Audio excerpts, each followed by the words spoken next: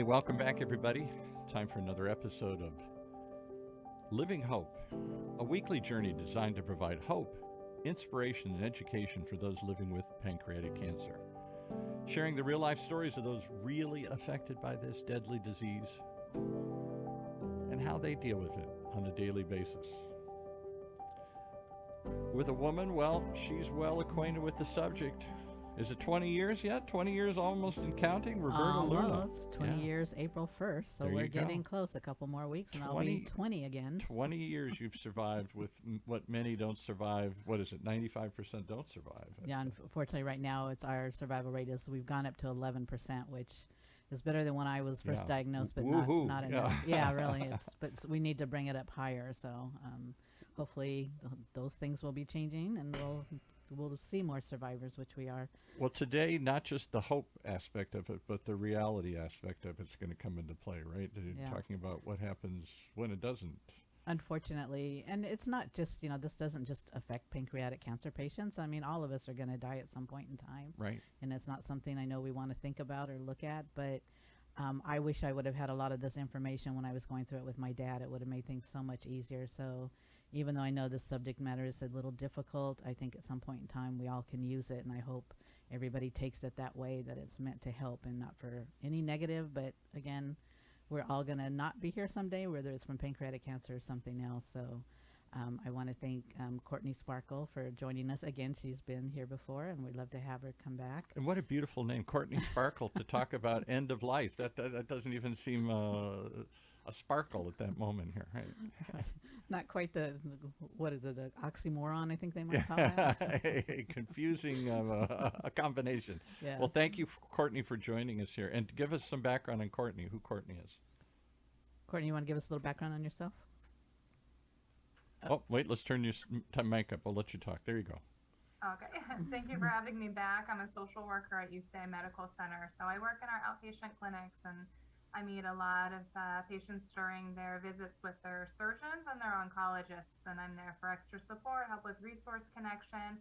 And some of the things, we talk about is preparing, for death and kind of going through this checklist. And as we mentioned, this isn't easy to talk about, but also, there's only one way out of this life for all of us. So it's helpful to have the information, and knowledge is power and can really mitigate. Since you let me talk for a few more seconds, let me ask one question, then I'll duck out here. Yeah. Is death the last taboo topic in America? We can't even say the word death or dying. They passed. We lost them. We try and soften it in every way, shape, or form and avoid the conversation. When my own parents died, friends wouldn't come to the funeral. Oh, that's barbaric. I can't do it. I can't be there. I can't deal with it. When my late aunt was dying, I raced out to she was in a hospice facility. And when I showed up, they said, "Why are you here?" I said, "Because my aunt's dying." "Well, we'll take care of it. We'll tell you when it's over." Nobody. I said, "Doesn't anybody come?" Nobody comes. We don't have funerals. We don't be there at end of life. We don't want to think about it. We can't use the word. It seems like the last taboo topic. What do you think? I absolutely agree. It's extraordinarily difficult to have that conversation. It is kind of kept behind closed doors oftentimes. And so to even broach, a practical checklist is already getting through lots and lots of barriers and emotional baggage and cultural taboo. It can make it a lot more difficult for sure.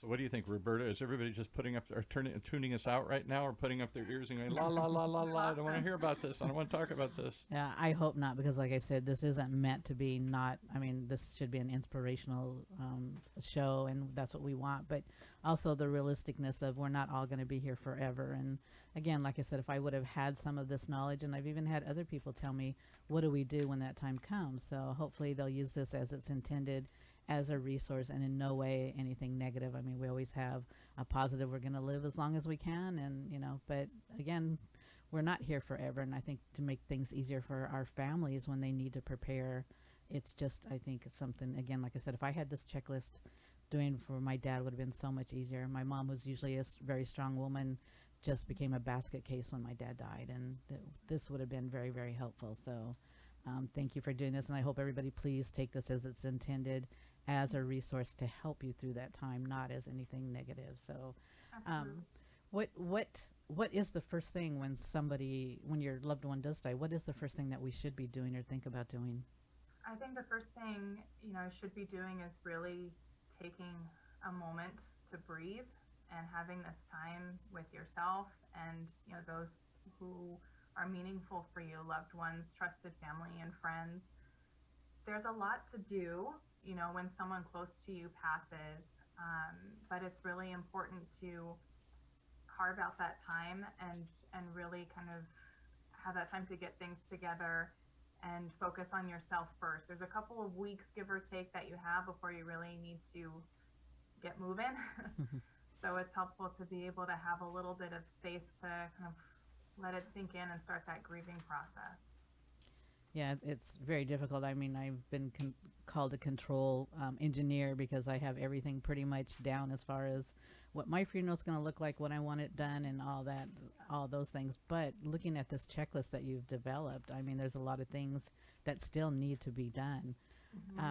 There's the legal pronunciation or pronouncement of death. What is that, and what is that? Does that something that really needs to be done soon, or what are we looking at with that? That is something that does need to be done in order to get the death certificate, which you're going to need for all the official notifications. So this is kind of the first official thing that needs to get done is you need to have your loved one pronounced dead, and that looks different depending on where they physically are located. So if they're home, like on hospice, you have that support already in place, and you call the number and they'll send out their hospice nurse and be able to, do the legal pronouncement. If your loved one's home but not on hospice, then calling 911, having them transported to the nearest emergency room to get that pronouncement, something that needs to be done. And then if they're in like a care facility, nursing home, hospital, the staff there will do that legal pronouncement. And can I just interrupt one or the quick question that's happened to my wife's family? They walked in and found them dead. Visiting mom, she's old, go see her every other day, didn't answer, open the door, she's died. What do you do at that point in time after you get over the shock? You have to call the police. My sister-in-law didn't know who do I call? Yeah, are you saying they were in like a care facility, or they were home? They were at home. So Yeah. she was just at home, and she walked in. She knew her mother was ill. She knew she was old, and wasn't complete shock. But yes, it's a shock when mom didn't answer the door. She uses her key, goes in, and mom's dead in her bed. And so she called my wife and said, "What do I do?" Yeah. You can call, emergency services 911 and say, describe what happened, and have EMTs come transport them to the emergency room, and then do the official, pronouncement of death. It's difficult to imagine yourself doing that and kind of have it together at that point of just acute shock, right? And that's why there's such a benefit to talking about these things before we really need them. So you kind of have that seed planted and think, okay, I know what I'm supposed to do. And hopefully, I know you'll recall it at the time instead of trying to figure out all of this from scratch in such a moment of shock and stress.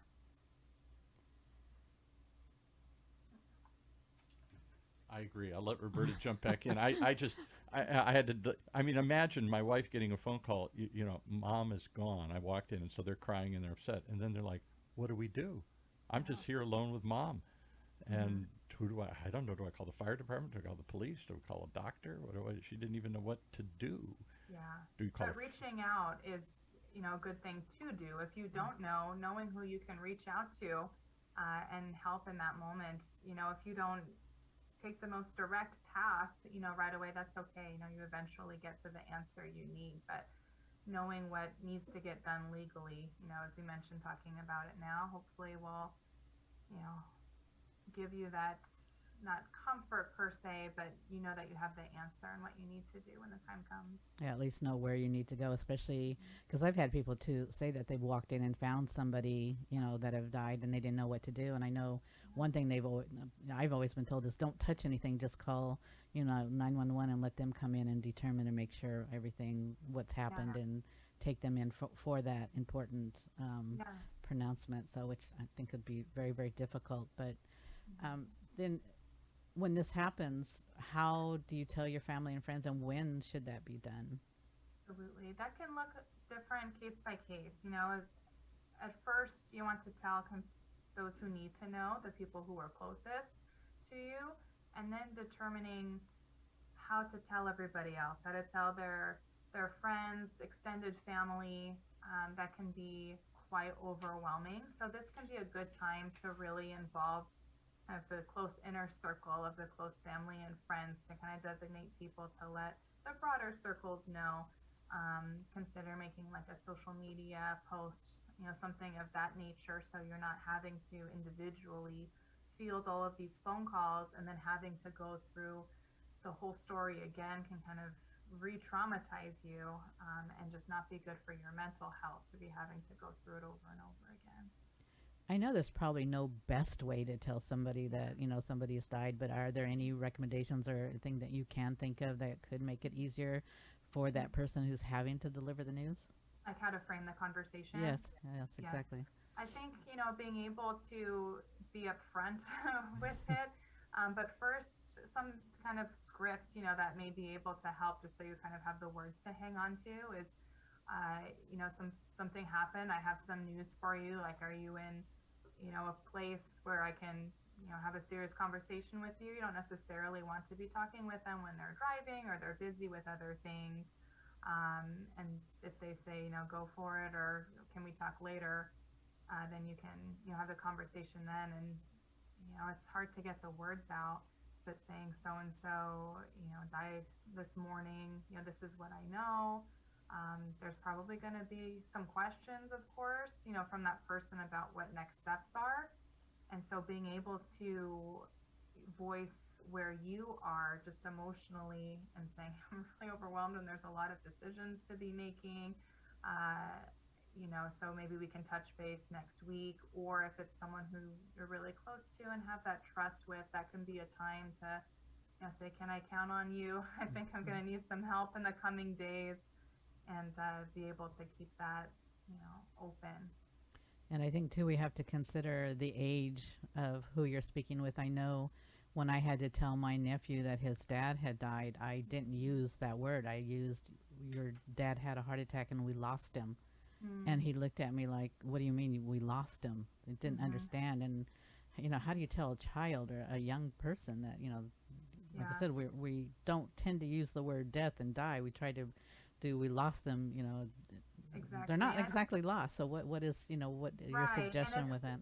it's difficult with children, using the actual word that somebody has died, can be easier to understand with children. So when we skirt around it and we'll say they've passed on, or we've lost them, or they're in a better place, all of these things we use, to kind of skirt around, the topic of death, is really tough for kids to understand. They don't really take in ambiguity very well. They're very concrete.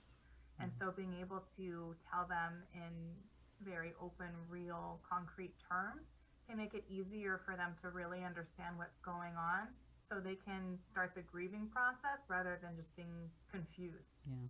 So don't be afraid to use the word dead or Don't be died. afraid. Yeah, death. I know Yeah. if you told me a better place, I would be thinking, oh, we're going to Disneyland or something. Right, So, exactly, exactly. And yeah. it can bring up a whole slew of other complications. I'd say don't be afraid. Even if you don't use the word death with a child, if they understand what you're talking about, even if you say pass on, in their minds, they're using the word dead. It's already there. It's already happened. And the language that we use doesn't change that. Okay, thank you. You said consider using social media as well. How would you phrase that, or would that be like more for people that weren't, of course, close in relation, or? I would definitely reserve that for the more extended circles of family and friends, not the immediate family and friends. It's a way to, avoid having the conversation face to face or even over the phone, but it invites a lot of, other issues and hurt feelings and guilt, telling people who are really close to someone, that their loved one has passed. So I would reserve that for, later on, maybe when you've decided to have a funeral and you are, if you want to invite, a lot of people, but you may not personally have a relationship with that person, but you knew they had a relationship. with your loved one, it would be more appropriate to consider a social media, announcement or getting that involved. Yeah, I've seen a lot of people using it that way, and now especially when we had the issue with COVID, even doing, the virtual services, which was kind of interesting. It is, yeah. It gives you some more options in terms of who's going to be included and not, and it also can be a more passive way. If we mentioned people avoiding funerals at the beginning of this podcast, that can be a way for them to still feel like they're a part of it, but they're not physically there, and they may feel a little more emotionally safe. If you have a Zoom, compatibility for the funeral or the service, that someone might be more comfortable Now you're with. going to make me jump in again here. I can't imagine. I get what you're saying, because there are people who really don't want to go to funerals, so maybe it's a way they could participate. But I'm Catholic. I mean, would you just videotape the mass? Would you show the casket and somebody in the casket, or any of that kind of stuff? I mean, what would you do? Or is it just simply afterwards the kind of celebration of life where everybody speaks and says something, somebody sings and says a prayer, and it's kind of over? That's kind of what I would envision.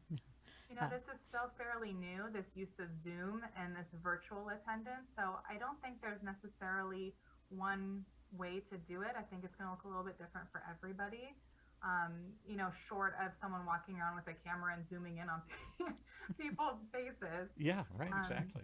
And let's get a close-up of so-and-so crying, and then let's cut to the casket, and Yeah, no, would not recommend. But having the camera, kind of on a tripod, toward the back, so you still get the whole scene.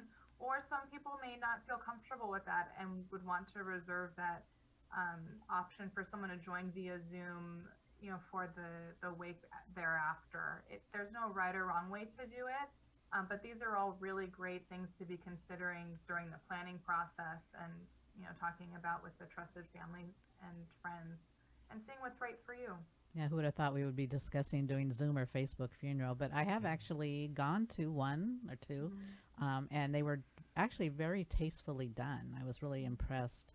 So what did you see, just to give Yeah, me a picture? they I'm had trying the camera was, like she was saying, was set up in the very back on a tripod, and it was aimed at the front. But you saw the casket, but you didn't see the person inside. But the priest was up there and delivered his, eulogy, and people came up and spoke, and it was actually very, very emotional, even considering the way they were doing it. So it gave those of us a chance, because it was in for one another state that would have loved to have gone but couldn't for reasons, either you can't fly or because of the COVID situation going on. It gave us still an opportunity to be there and pay our respects. And then some went later on to the celebration of life afterwards. So, but they did it very tastefully. I was really impressed on how it was done. But that is something that's very interesting to put into, like you say, your plan for when you die, that what you want your family to do and what you would consider. Years ago, we never would have thought of taking a camera into a service. I mean, just was not looked at. So I'm sorry I'm in it now, but let me ask one more question here. My father was a real planner, and before he died in his 90s, we'd have these conversations. He'd want to have these conversations. And here's what I want you to do at my funeral. And I'd say, Dad, I don't want to talk about it. I don't want to hear about your funeral. No, I want this to be a certain way. I want the whole Catholic ceremony and everything else here. And when he did die, suddenly, after all those years, I was grateful that he had it all planned out. I just followed his plan. That was my way to honor his wishes and to be a good son. And I followed it to a T, down to the point where he insisted on that I have the good booze and not the cheap booze at the after party here. Don't go cheap, and display it and show everybody we got the top shelf stuff here, because he was a top shelf guy. Yeah. And so, and I told people, I laughed at it, we laugh about that. But he had it all thought out. I don't have anything thought out. It's the last thing I want to think about. It is, but again, like I said, I've done a lot of planning on my own. I've told my boys, and they don't want to hear it either. Right. But there's certain things I want done, and I want, though, I mean, I'm not raised a Catholic, but we do practice. I do want the rosary, but at the same time, I want everybody doing the shots of tequila. I'm sorry, I want the party after. I have already picked out my music that's gonna play, and it's all uplifting. None of it is really sad, You sound like my dad. He had the party plan. Party was the most important thing. Exactly. I'm going to be looking down, joining. So, it's just something that we don't want to talk about. But like I said before, if I would have known what my dad wanted, it would have been so much easier than to try to guess. Yes. And then to try to, it was just so hard. And I just hope that we did what he wanted, because we never talked about it. And when you know? my wife's mother died, I mentioned at the beginning, they walked in. She, of course, had never talked or thought about any of this stuff, nor had they ever thought about it, even though she was older, and it wasn't like she was young and was totally surprised. She was ill. It was a shock, but it wasn't unexpected, if that makes sense. Yeah. And they ended up fighting, the three girls, all the time. Well, you got to do it this way. Well, Mom would have wanted this. Well, no, she hated that. Well, she liked this song. Well, don't put that dress on her, and this and her. Everything was a fight, because nobody knew what Mom wanted. Everybody was guessing, and I thought, how horrible. And unfortunately, that's a reality for so many families, going through this process when it's not really planned in advance. You have grief and shock, and then you have the unknown and confusion, and then you already have the family dynamics that are kind of set, and it's kind of this perfect storm, for all of these, arguments or disagreements, to crop up, and it adds so much more stress to this process that's already really overwhelming and difficult. And getting into just the title of this podcast, Living Hope. Hope is something that I come back to quite a lot in my work, and there comes a time when we kind of shift the conversation. Typically, you're hoping to get better, hoping for a cure, hoping to be in remission.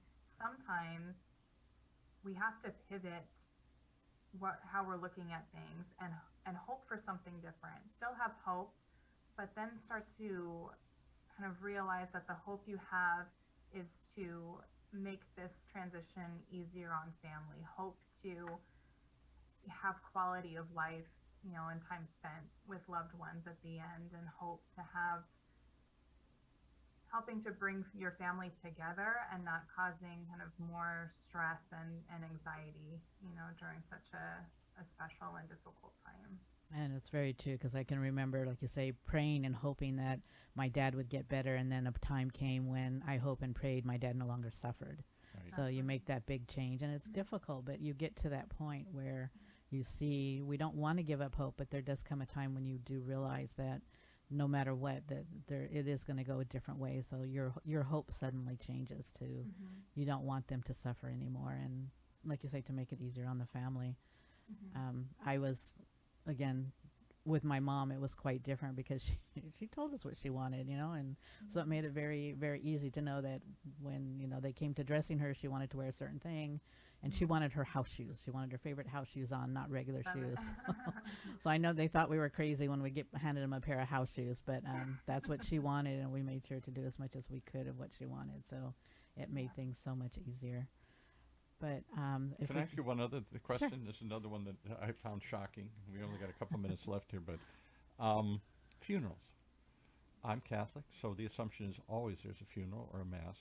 And when it was very slight attended, my mom, my dad, my aunt, and when I asked the priest and asked the funeral home, they said, "Oh, you're one of the last. Nobody does this anymore." Celebration of life, yes. We'll get together and we'll have a drink and a toast. The actual funeral, burying of the body, final ceremony, certainly we don't go to the grave and lower them into the caskets and all that stuff that we did when I was a kid. Am I alone? Is this whole idea of a funeral going away and all we want's the party? I don't think you're alone, but I do think that as more time has gone by, there's been more acceptance surrounding this whatever works for you, kind of concept. And I think overall it's a really positive one. Certainly there are still families and people who want to do things more the traditional way, and that has meaning for them, and that's beautiful. And for others, it doesn't really resonate with them, and that's beautiful too. But it seems like it seems like we'd get it over too quick. That was my complaint. Somebody dies, I spend 10 minutes, I shed a little tear, and then it's back to work or back to my life. And I thought that's all their life amounted to, a little brief 10-minute, we pause for a moment and then we go on. Somehow it seemed like what I find appealing about the tradition is, yes, it may drag on, it may be a while, days or something here, but it sort of forced you to face it, forced you to grieve, and it was a way to get you to deal with it rather than they just disappeared. What happened to Joe? Oh, he's gone. Oh, okay, well. Yeah, I don't know. For us, it's different because we still do the very traditional, Right. the everything the day before usually, and then the rosary, the mass.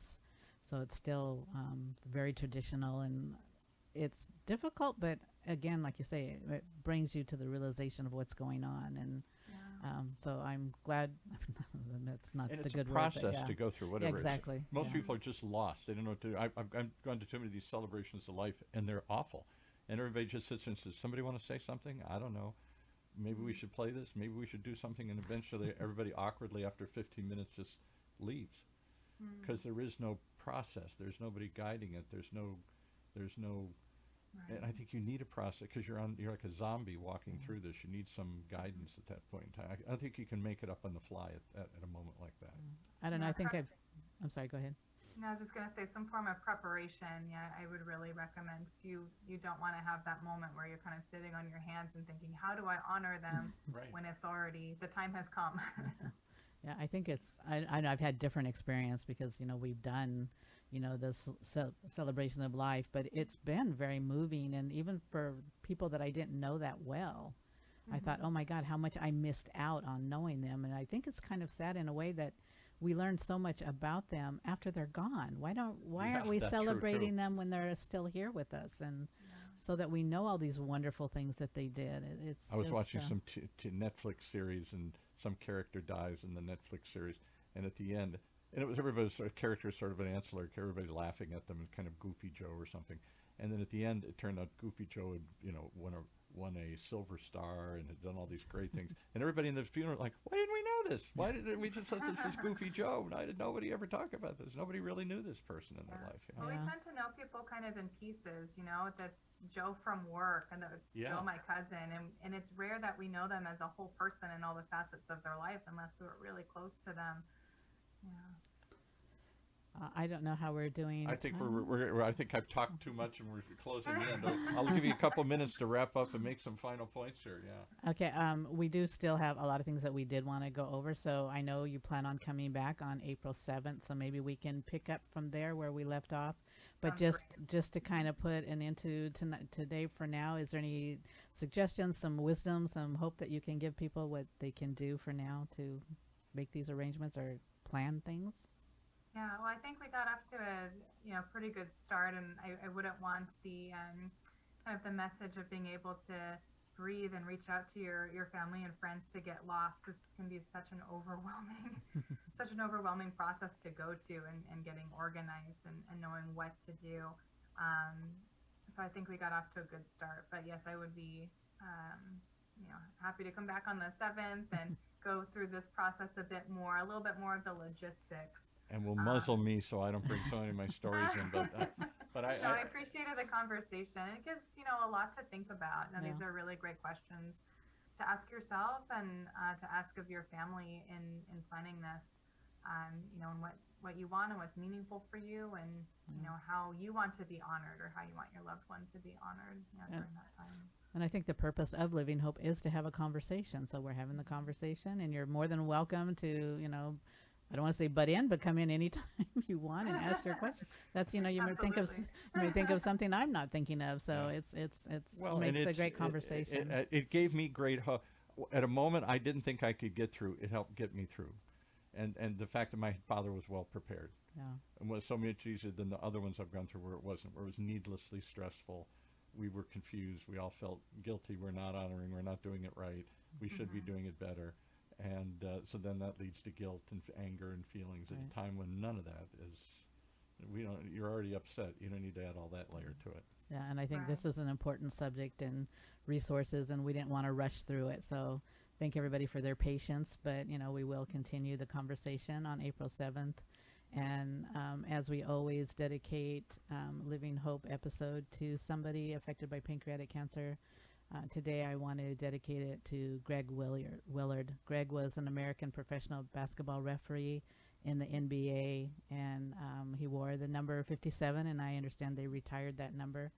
Greg died on April 1st, 2013 at the age of 54 from pancreatic cancer. And he was just a great inspiration to us, to the Orange County affiliate, to PanCan itself, and was just a wonderful addition to our Purple family and helped us with our Purple Stride planning. And we miss him greatly and just wanted to give a shout out to him and thank him and his wife for all that they did and shared him with us for that time that he had. So thank you.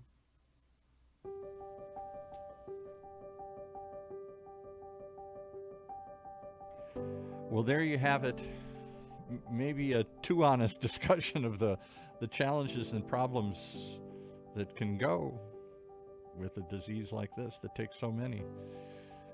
But we do it as a sense of hope and to share and have real conversations about what real people are really having. That's the idea behind Living Hope, a weekly journey to provide hope, inspiration, and information for those living with pancreatic cancer all around, sharing the real-life stories of those really affected and how they deal with it on a day-by-day basis.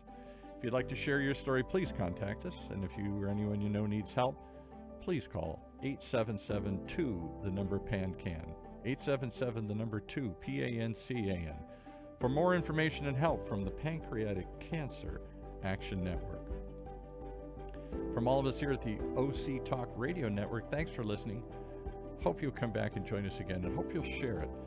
Give someone a smile. Give someone else hope in your life. Hope you come back. As we stream live from our studios here at the University of California, Irvine's Beale Applied Innovation Center.